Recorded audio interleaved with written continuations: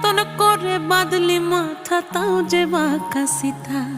মেদিনীপুরে রায়না চিরন বাঁকুড়ার ওই ফিতা, আর যতন করে বাঁধলি মাথা তাও যে বাঁকা সিথা। পেছ পাড়িয়ে